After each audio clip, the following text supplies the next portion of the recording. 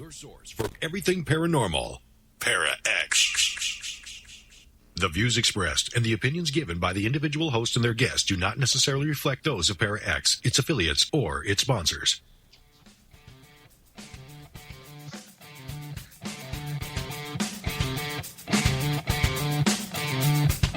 Supernatural. Magic.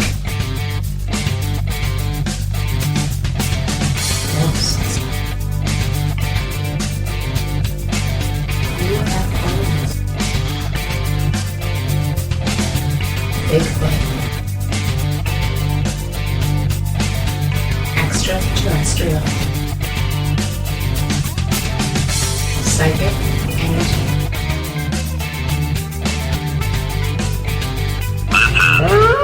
The Calling. Hello, everyone. I'm still here. I was just doing that just to see if everybody's going, what happened? Why is it quiet? Darn that demented Jerry.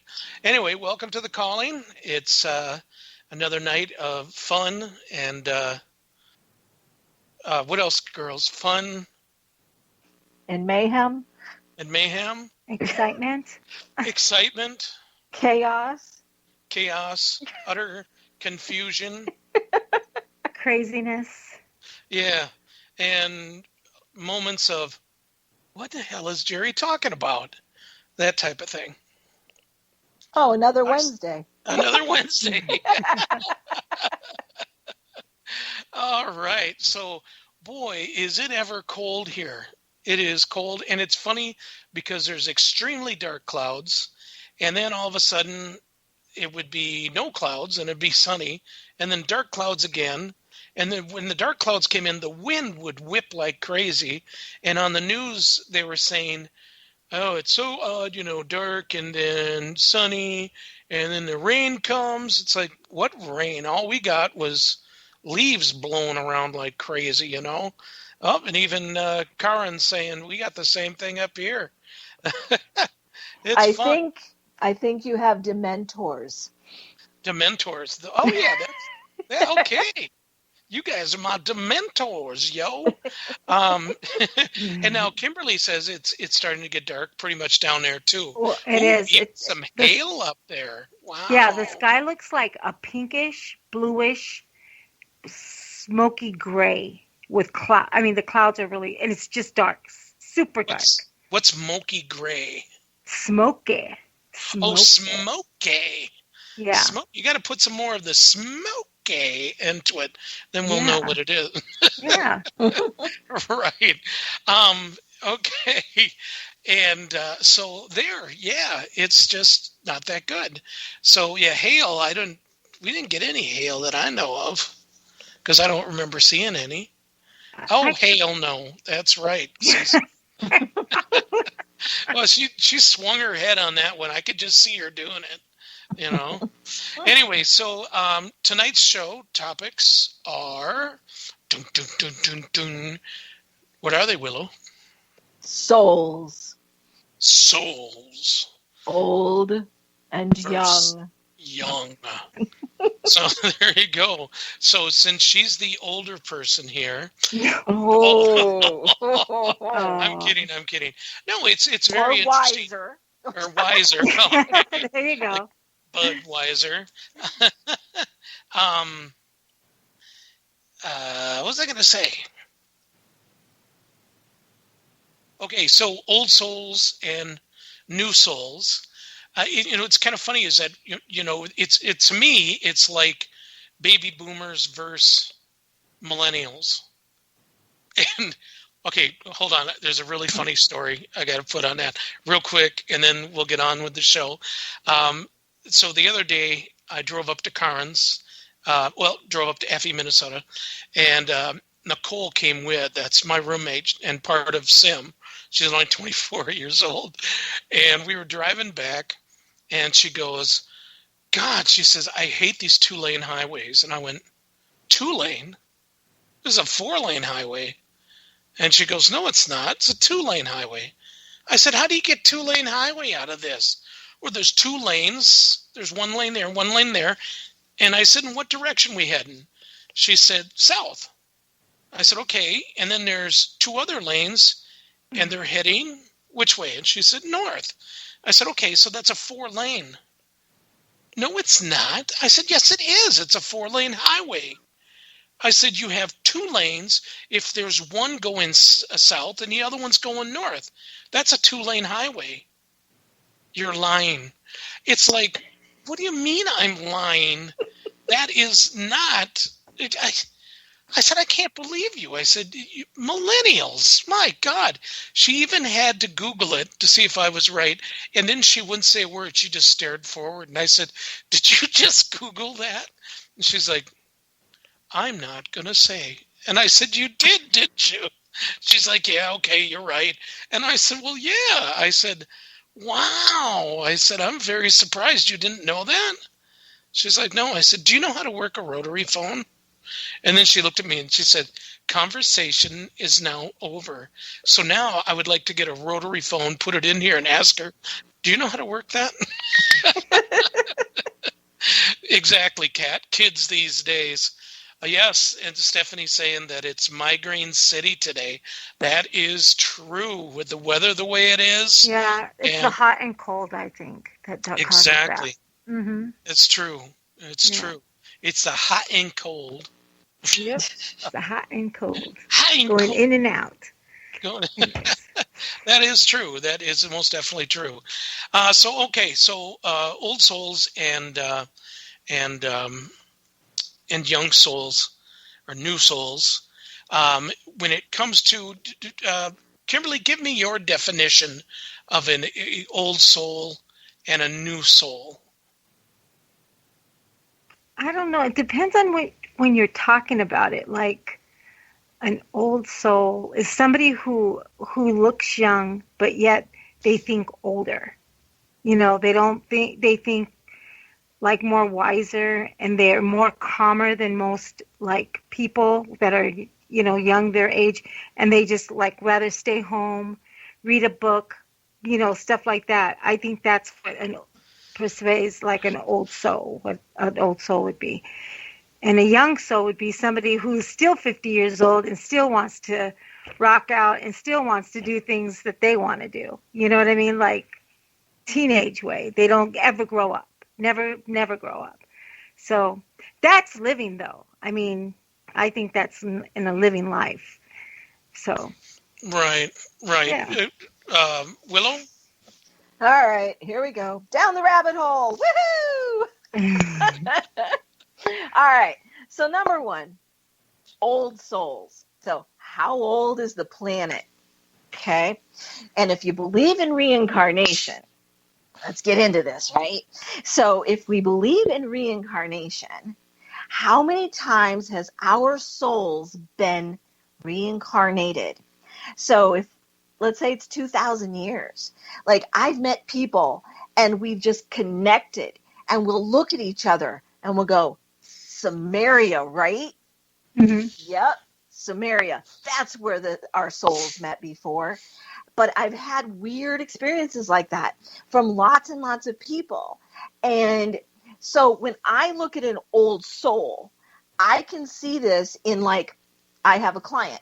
They bring their child. I'm thinking, okay, I'm going to read for this kid, right? He's like 9 years old, right? What can you do for a 9-year-old? They're like in what, 4th grade, right? What are you going to tell this 4th grader? Right. And the child looks at me and he goes, I would like to know if I am doing the right things for my spiritual path. Mm. And I'm like, how old was he? He was 9. And he's Wow. not the only one. I've had it multiple times. And I'm like, wow, how many times has this soul been around the planet? And so we can look at that, but that's how I'm seeing it. I'm seeing someone who's been reincarnated so many times because we come in so that our souls can grow, evolve, and become wiser. And that's why when we see that young child who is like smarter beyond their years, calm, like you were saying, Kimberly, it's like they're very calm and they're more reserved and they'd rather read the book than go out and play ball. Right. Those are those old souls. I've been able to now look into a toddler's face and go, whoa, look in their eyes. They're the windows to the soul. Mm-hmm. Because you can just see there's wisdom already there. It's like they know all the words. They're just trying to remember how to say them. Right. Wow. So to really know of a person or an animal, I mean, even animals, could you know the same thing if they're old soul or new soul by looking into their eyes? Yeah, I had a dog years ago. He passed away on October 10th of 2004, and his name was Bear. I called him my Bear. And he was a Newfoundland Golden Retriever mix, so he's a really big dog. And you could just look into this dog's eyes, and he was just like so present. He saved my life like 3 times. Like, he knew when our brakes were going out in our car and made us pull over on a mountain to stop the car. And we had to literally roll into a boulder to stop the car. You know, this dog just kind of knew things. And I always felt that dog was very old, very, very wise. So, yeah, I think you can. I think you can look into an animal's eyes and see the same. Now, I don't think people are reincarnated as animals. I think animals are animals and people are people. That's you really don't think that? I mean, because the Native Americans actually believe that if you led a good life and once you pass, that you can become a orca because they are peaceful. No enemy, actually, except for man, which man is the enemy of every animal, you know, even poor man. Things. Yeah, exactly. Yeah. Yeah. So there's a question here. Karen asks, I'm not understanding how souls can be new, and if so, how are they created? Okay. Who wants to answer that one? That's you. Oh, that's me. No, when you smile and do the cocky look, then I'm... Yes, It's but nobody for you. else knows that, Jerry. Only you see me. Oh, sorry. All right. So, now what was the question again? No, you threw me off. The question is, Karen's asking, I'm not understanding how souls can be new, and if so, how they are created. Okay. So this is why I'm taking you down the rabbit hole. What if I told you from my research, and I'm not saying this is for fact, because does anybody really know? But what if I told you there was only a certain number of souls that were allowed for humanity, and basically we get recycled? We call it reincarnation, but basically the soul keeps coming back in and being recycled. But when was that soul originally created? You know, because it's like manufacturing, right? If they manufactured these souls on day one, the first soul is going to be the oldest soul, right? And the last soul that they made is going to be the youngest soul. Now, how do we know if it's a young soul or, you know, when that soul was made? I can't tell you that. I can tell, though, that some souls have not come in as many times. So that is what I would consider the young soul. They haven't evolved yet quite, you know, as much as maybe a spiritual person, you know, that's really worked on their spiritual path. Maybe they're more into the physical stuff. You know, they're more into making the money and not really, you know, focusing on their own spirit, let's say. But we all have life lessons, and so our spirits need to evolve through all those life lessons.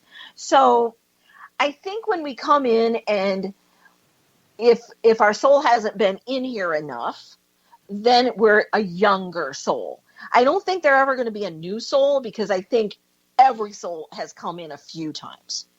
But how much have they evolved? That is the question of making them an old soul or a younger soul. Okay.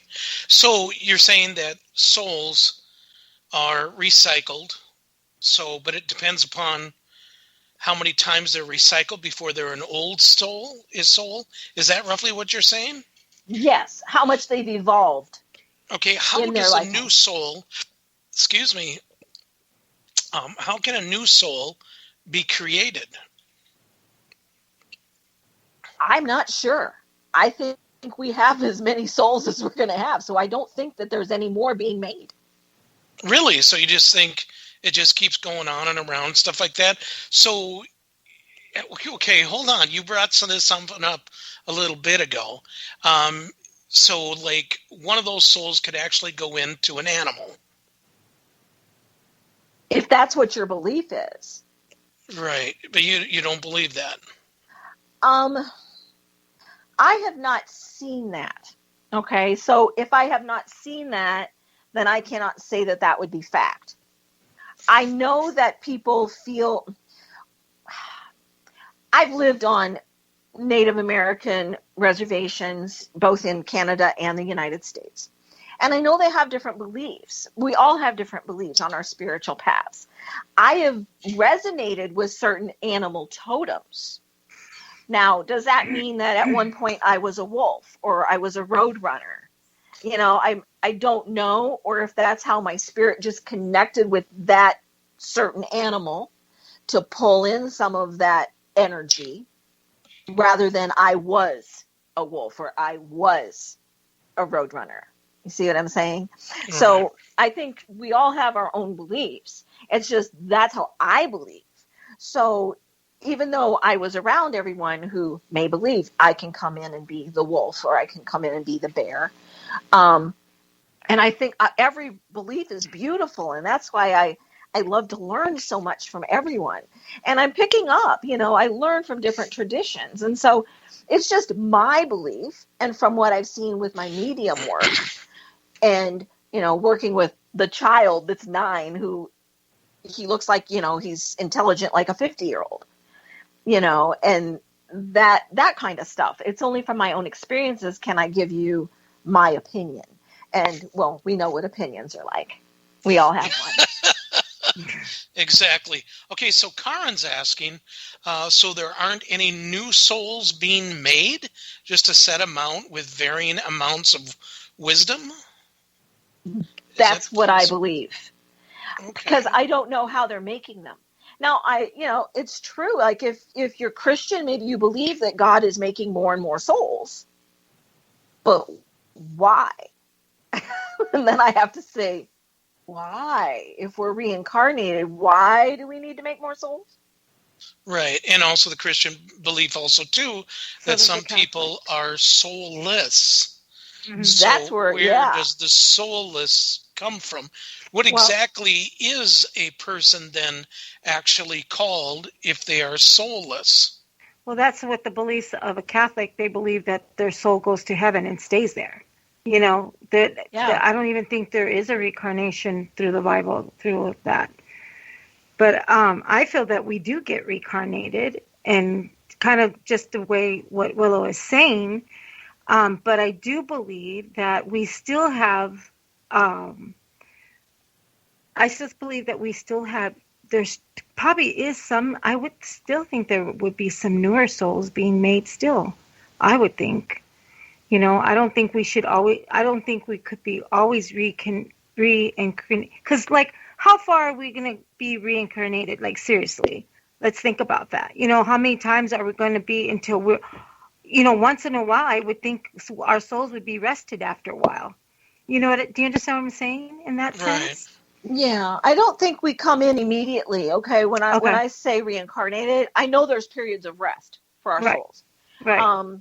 Some say they go to the Hall of Souls. You know, there's different, you know, mindsets on what they might go to or where we go to rest. Right. Because we kind of have to go to like the Akashic records. I mean, we could get into that as well, right?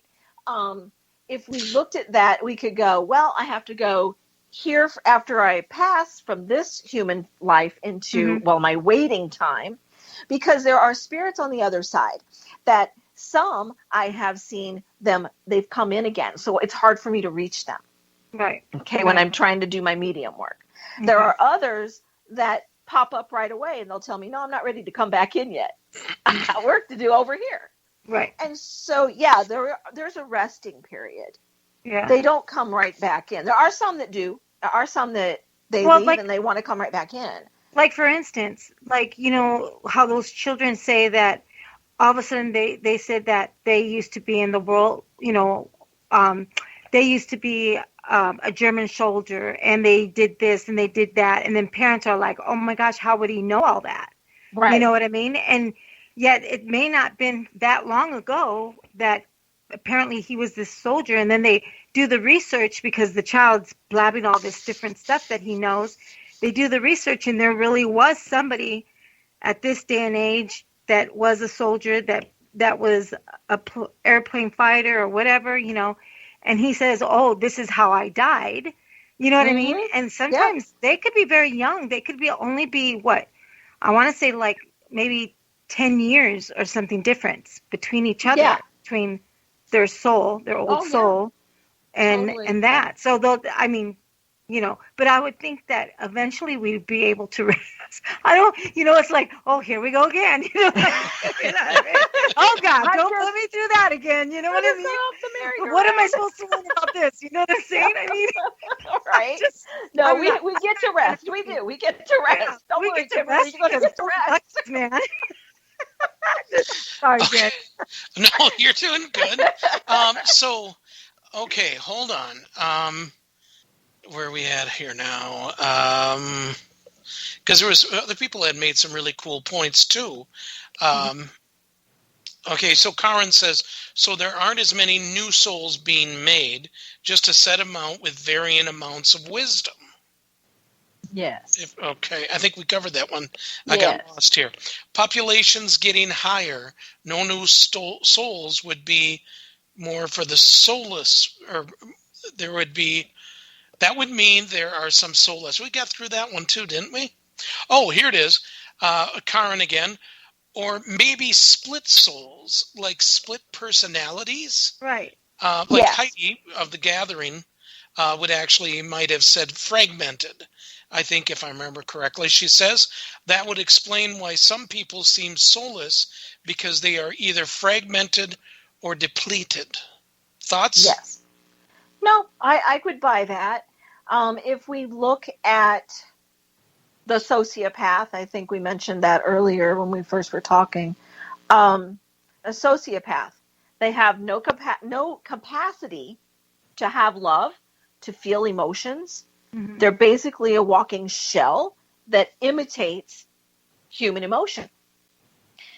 For me, I would think they probably are one of the soulless or the fragmented, or they didn't get all of the soul that they should have gotten. They missed out on the emotional part. Okay. Interesting. CC says, Ceiling Cat, well, if you think that souls, think that animals, even insects, have a soul, then there are billions of them. Mm-hmm. Why does someone need to be making them? Why couldn't they just be like sparks are made when metal collides? That's interesting. Mm-hmm. That's a good way to look at it. Yeah. Like I said, I don't know how they're made. I don't know how they were made. I just deal with them after the fact.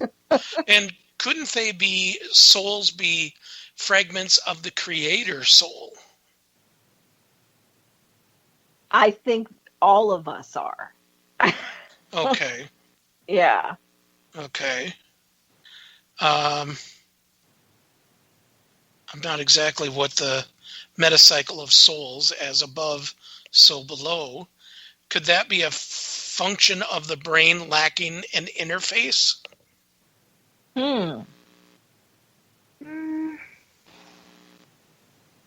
These are great questions, you guys. This is very interesting. Thank you.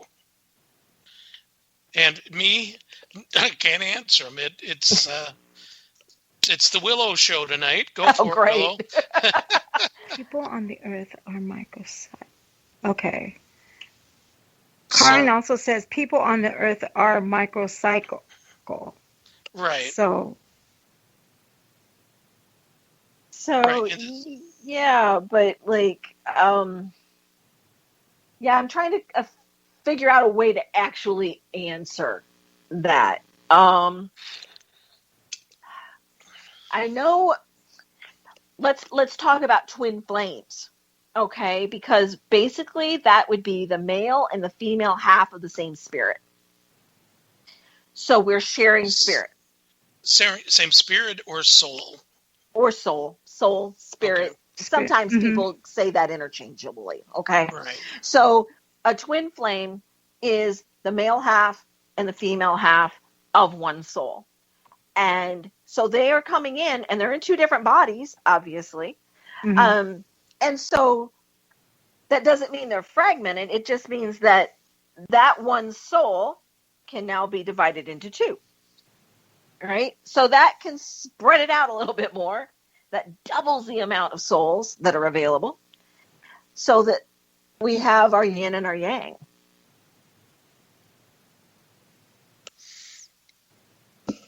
Agreed. Kimberly?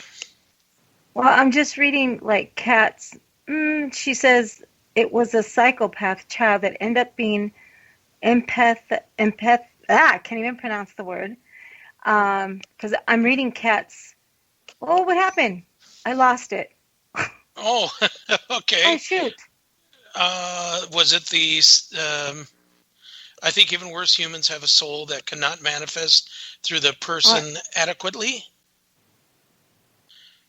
I don't know. Oh, you're talking about a psychopathic child that ended up being empathetic once her environment's changed. You're right. Not sure you can safely say psychopathic done. He sows.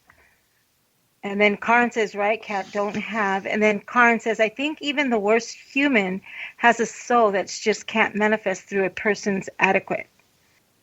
I don't know about that one. Because a soul is... I mean, what makes a psychopathic soul? I mean, what... Well, the thing is, with a psychopath, they are either born or created.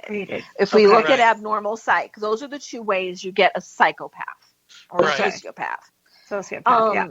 And so if the child was born into a loving, great family, but they're now killing the family pets and anything that they can get their hands on just to see it suffer, that child, that sociopath was born that way. Yeah, that is a trait, though, for a sociopath when they do that. Right. And then, but what if a child was perfectly fine, but when they were 3 or 4, started being abused horribly? Right. And then as they got older, then they started to act out and they started to kill the family pets and, try to see. That's right there is being created. And so those are the two ways that sociopaths are and are how they're created. So is... I'm not sure. I think they do have a soul, but it's definitely not a very nice one. I was married to one, so... Karen even said, too, the same with dementia. The soul is there, but cannot manifest through the person's brain and body. But they are disconnect with the soul. I don't know about that, really. Interesting. Yeah, about the same as dementia. Yeah, I think that's different. Disconnect with the soul. No, because that's not a... they're more disconnect with their memory. Right. Not their soul. Right. Because they can still be very loving. They just think that it's 50 years ago. Right. True. I remember a long time ago, again, when I was a kid, and after the first, I'm not going to talk about the whole thing, but the first time that I had a out-of-body experience, and I remember a few days after, I was reading a book and stuff, and Mom asked me, what are you reading? And I showed it to her and stuff. I don't remember what it was. And she said, you're quite the old soul. She said, instead of going out and play, you're always in here doing stuff like you're going to solve the world's problems. She says, you do need exercise, too. And that was, I think, her nice way of saying, you're fat. Get outside right now. But she was right, because I used to love to read. Reading to me, there was an escape, there was an adventure, much more of an adventure than going outside to play with the neighbor kid, which all he ever did was play in mud. Not saying, like I didn't. I liked mud.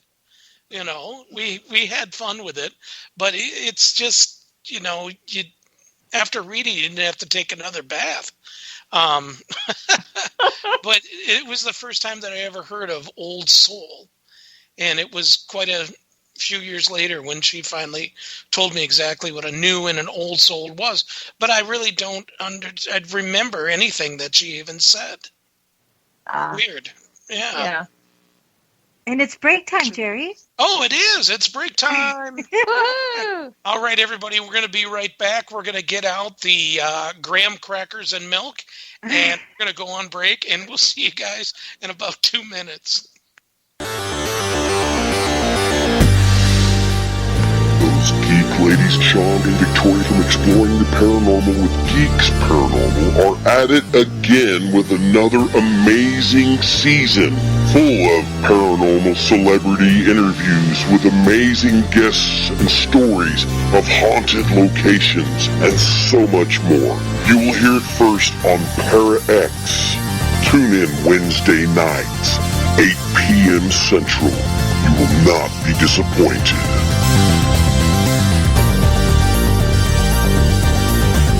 Throughout time, events have occurred that have shaped human history.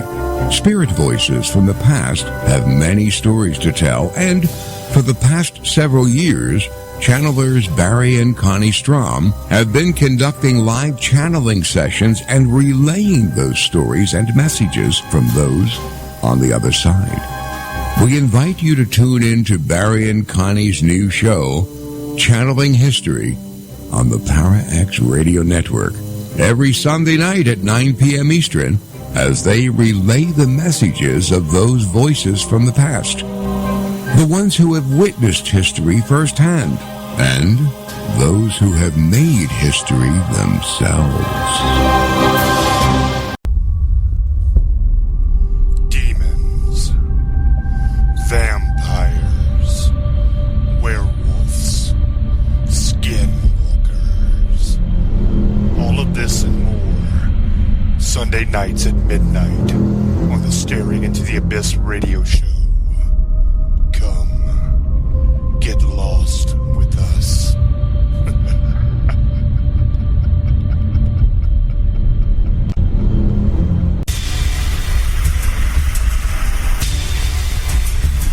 Era X Radio.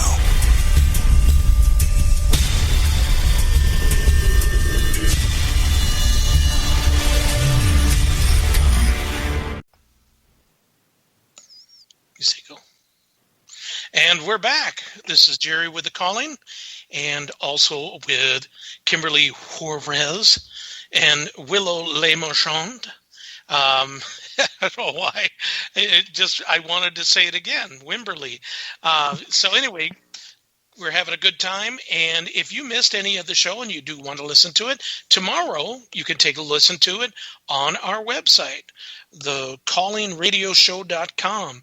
And also, you can also listen to it on our YouTube channel, The Calling Radio Show, and subscribe so that when we put the new show in, boom, you get the notification of it.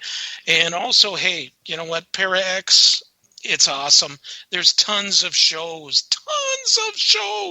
You got the, what are they called? Geeks Paranormal right after us. And every Tuesday, you have the ladies of The Gathering. And they sit around the metaphysical table, drink tequila, and eat chocolate, which is okay. So check out Stephanie and Heidi. And that's every Tuesday night at 8 p.m. to 9 p.m. Central Standard Time. Okay, so we're going to go back to what we're talking about here, old souls versus new souls. So let's see now. We've had a lot of people discussing stuff in here, and this is fantastic, you guys. So let's see here. All right, so Karen said, so the soul can't communicate with the world because the spirit medium has degenerated. Alzheimer's is a tragic loss of memory, and brain turns to mush. I must have missed something here.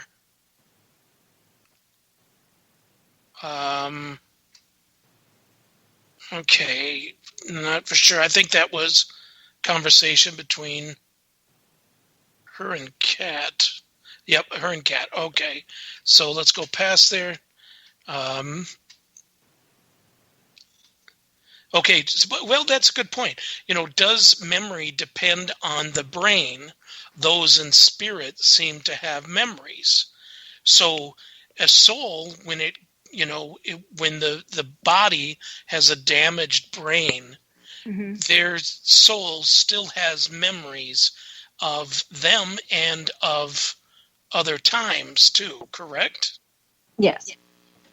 Okay. Elaborate? No.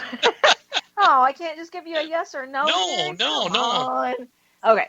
So what I have found, and I have communicated with spirits on the other side that in this lifetime had Alzheimer's, and their family wanted to know if they were okay. The nice thing is, once we leave this physical body, the physical memories that we have from this lifetime, we get to share those if we want to with the living. Okay, so it's kind of like Grandma passed away. She had Alzheimer's at the end. Nobody could really communicate with her anymore, and it really upset the family. So I connect with Grandma, and Grandma's talking like she's fine now, and she wants me to let them know that once her body, passed, her soul was let free, so she wasn't with the degraded physical body anymore. Right. She's now able to share her memories that she had with them. And I've described things that she's told me that was in her, like at her deathbed, that was going on.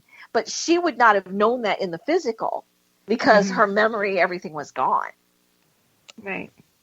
And so they know that she's okay now. She got that back. She can think for herself, basically. She's okay. So yeah, we do, our bodies can degrade, and it does kind of corrupt the motherboard, we kind of use that analogy.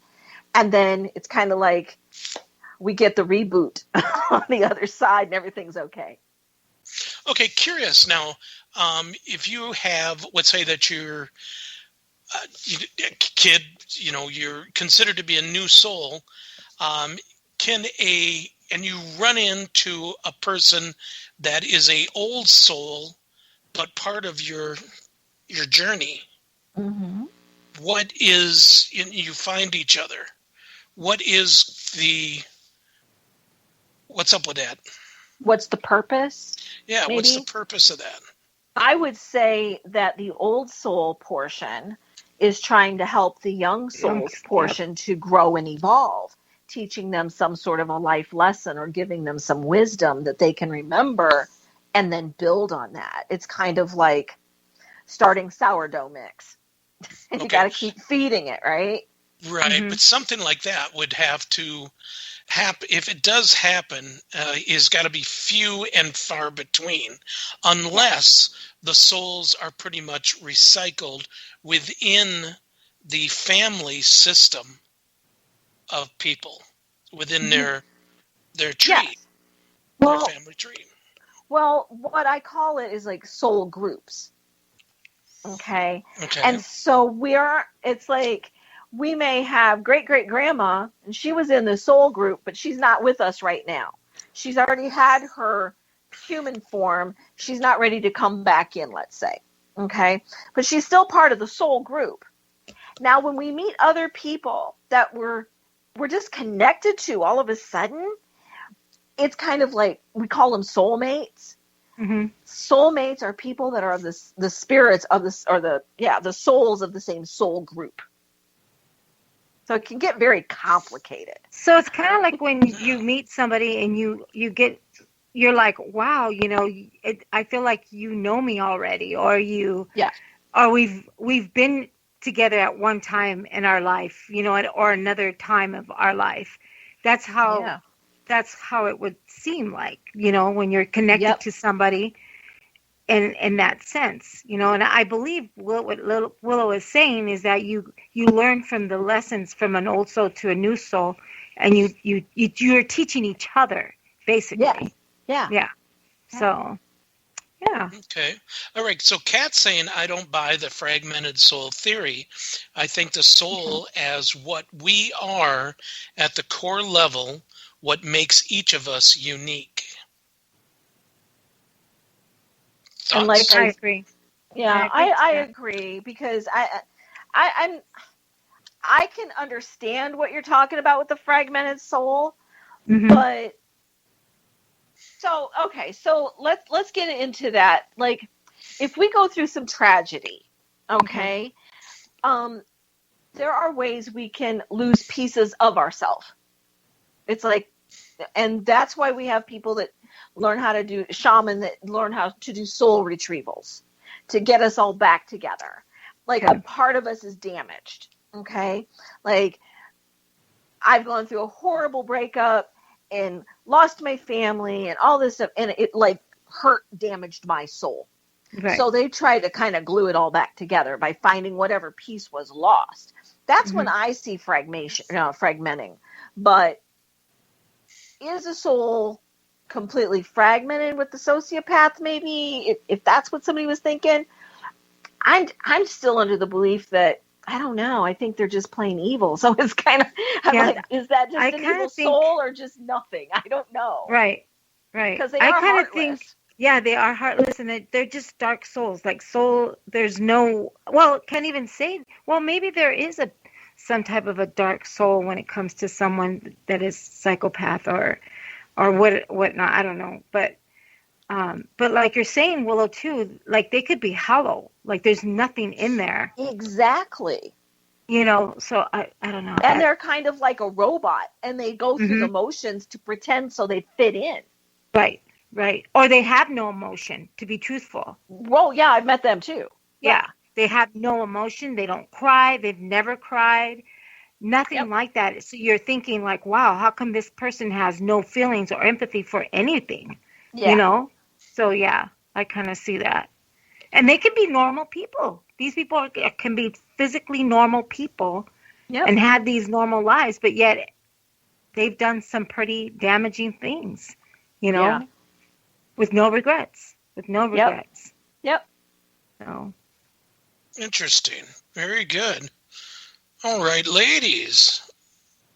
That was good stuff. So our second part, we were going to talk about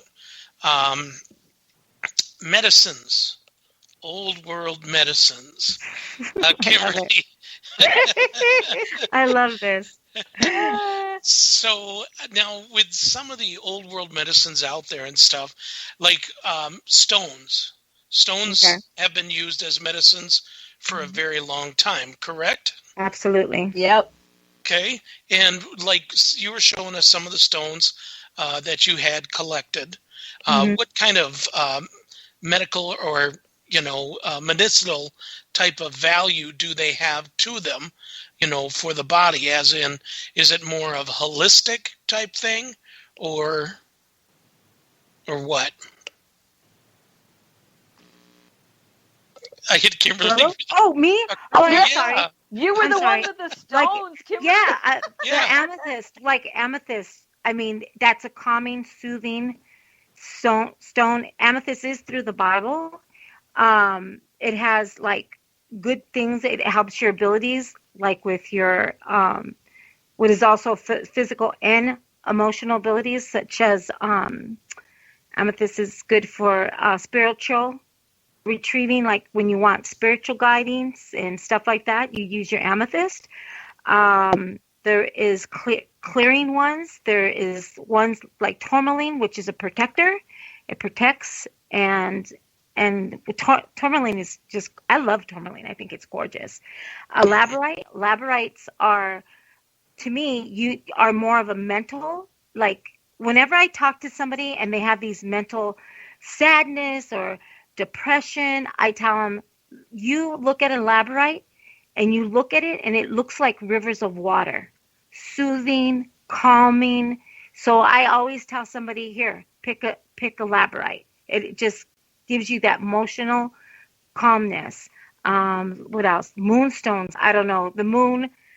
Moonstones just makes me happy, and then they're in part of a spiritual and moon and stuff like that. So I don't know. Willow, why don't you tune in to that? So when I started on the spiritual part of my journey in 1996, the first thing that I was drawn to were stones and crystals. Mm-hmm. And the shop that I went to was a little shop in Chesterton, Indiana, and it was called Insights Bookstore. And the first thing I noticed was all the beautiful native medicine pouches that they had on the wall, and all these beautiful stones. But I was immediately drawn to malachite, which is a native healing stone, right? Yeah. I didn't know that, but that's what I was drawn to. And at the time, my ex-father-in-law was dying of cancer, and he's a native, and he had not been with his people for a very long time. But I kept feeling like he needed to heal his soul before he crossed. Mm-hmm. So I put together a medicine pouch, and it was to heal his soul. I knew it wasn't going to heal him physically. It wasn't going to take that away. And I gave it to my daughter so that she could give it to him. And of course, he passed before she could get it to him. And I said, bury him with it. That's all he needs. Mm-hmm. And so she did, but she was devastated. She thought that it was going to heal him. I'm like, no. It's only to heal his soul, right? Right. But I have also used stones and different crystals for physical healing. I lived on the Yaqui Reservation in Tucson, Arizona for a while. And some of the children were having episodes and illness of leukemia because of the water. Mm-hmm. And the one little girl, she was the niece to my roommate. And I put together a little medicine pouch for her. And I did put malachite in there and some other stones and crystals. And I prayed over her, and then I gave her this. And I said, wear this. Mm-hmm. And she went into remission. Oh, wow. And so I feel that stones and crystals, not just the prayer, that helped, I'm sure, but the stones and crystals can heal our bodies. I remember back in my younger days when the cramps would hit me, I'd grab that moonstone and put it. Yep. And it helped so much. You could feel it vibrating. Yeah, you can. You can use stones for healing, because I've done like the amethyst. I did some healing work on my mom.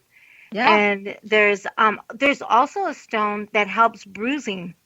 And for the life of me, I can't think of it right now. Oh, yeah. It helps bruising. Like if you got bruised or any type of swelling on your body, you just lay it right on it. And for the life of me, I just seen it and I can't remember the name of it. Yeah, I know what you're talking about too, yeah. It also, you can use that. You can put it directly on the sore or the bruised body, and it helps heal it. It just helps heal it. And I'm like, that's amazing. It's amazing. And why not? I mean, those rocks are a natural thing. They grow naturally. And, didn't mean to interrupt, but I mean, I can't remember the name of that stone. I got to remember the name of that stone. But I actually love labradorite, which helps for the mental, more of a mental healing and stuff like that. So I love the labradorite for that. Moonstones, I mean, it's just more of an attraction to it. It helps with your spiritual world and your moon. It helps with the, like you said, cramping and stuff. It helps with that. Right. And you clear it with the moon. You just put it in the light of the moon, and that's how you clear it. Because you do have to clear your stones. So And I've used a quartz crystal, a really nice smooth one. I worked in a factory where I had to work with a hot iron to melt wax to make airline jet engines. Long story. I've done lots of weird things in my life. But I burnt myself on the hot spoon. And oh my God, it's like touching a curling iron, but a hotter one. Okay. Ugh. And I grabbed my stone, I grabbed my crystal out immediately and put it on the burn. And I sat there for about 5 minutes with it on there.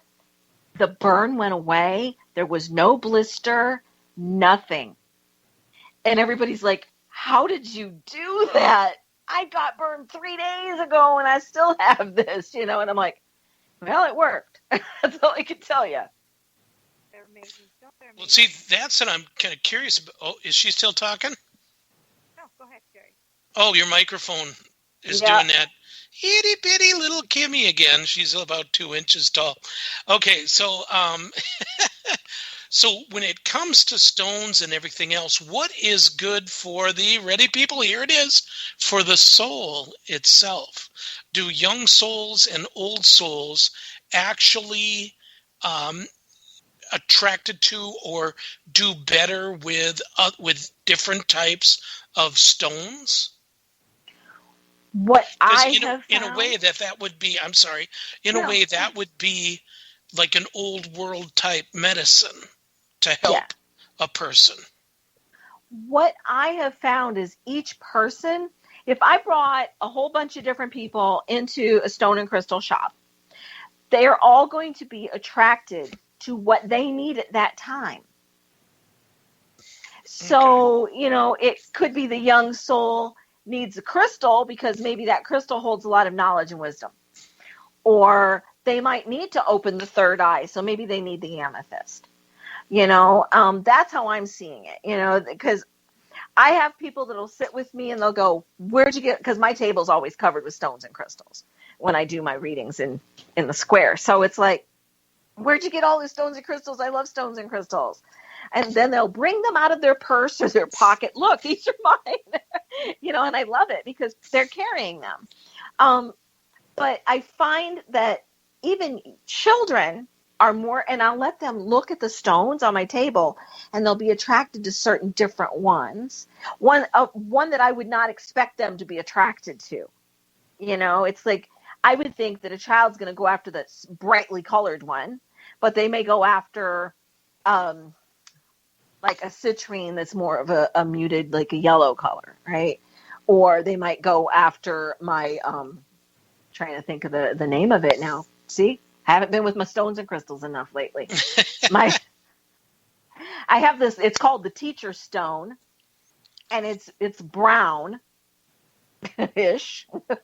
I can't think of the name. There we go. You didn't tell me to study my stones and crystals, Jerry. I like throwing a curveball in there once in a while. Me souls.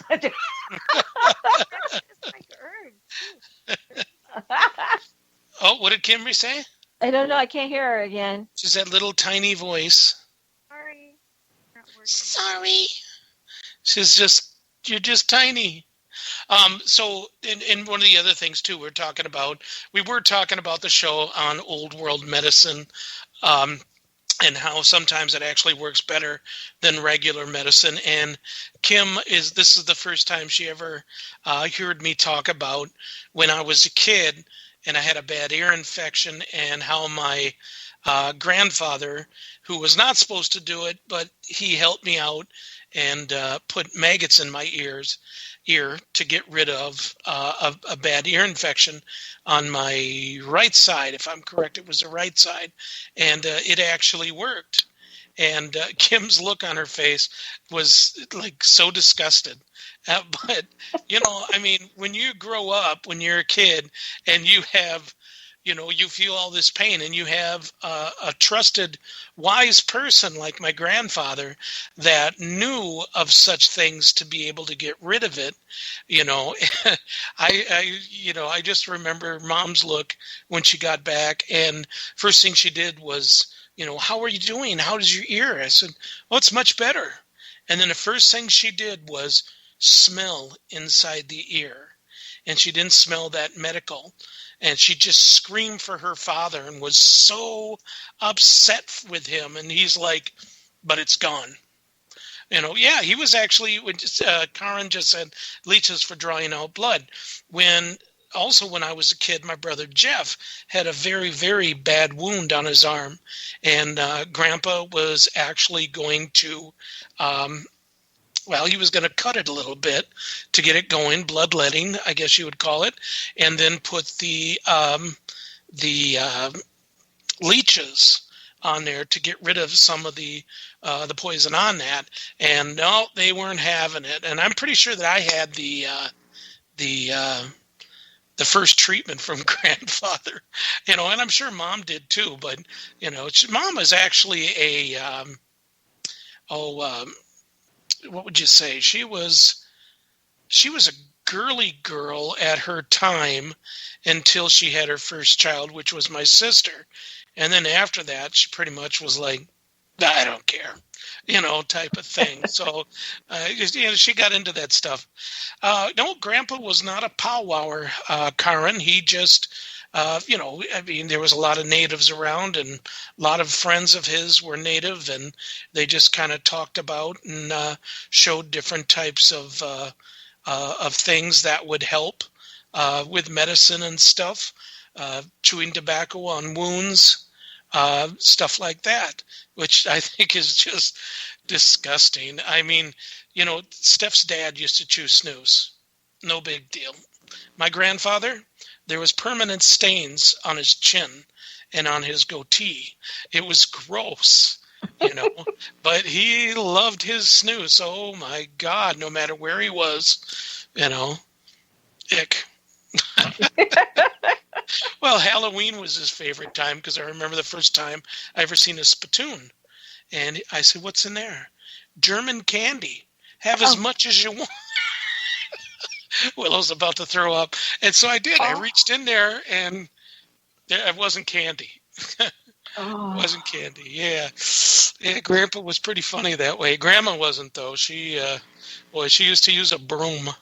She didn't use a rolling pin or anything. It was an antique spittoon. Yeah, his back in those days wasn't antique. It was real, but now it would be antique.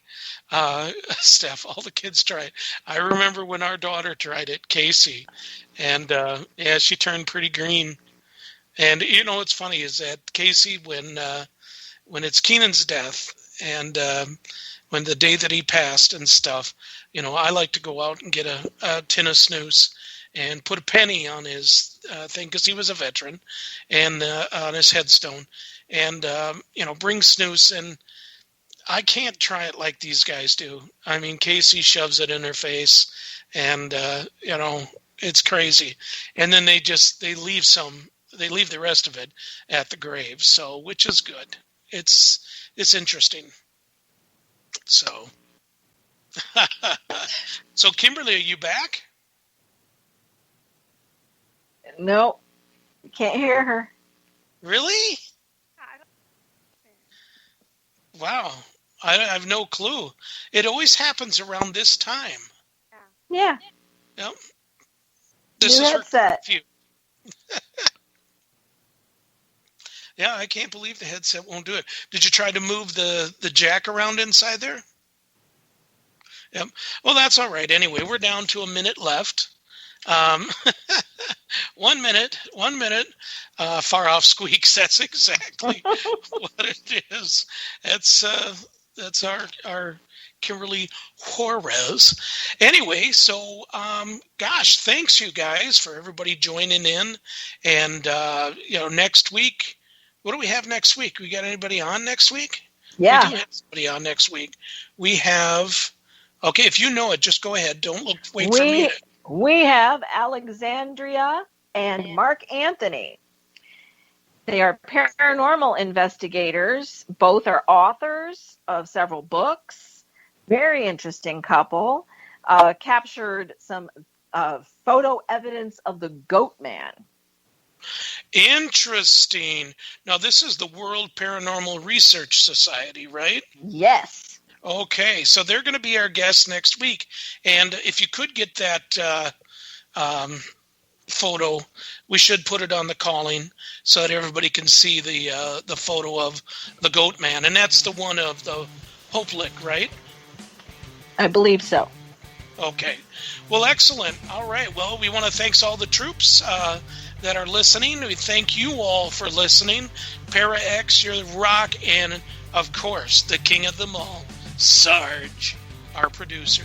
Gotta love the guy. Anyway, have a good night, everybody, and we'll see you all next week. Bye.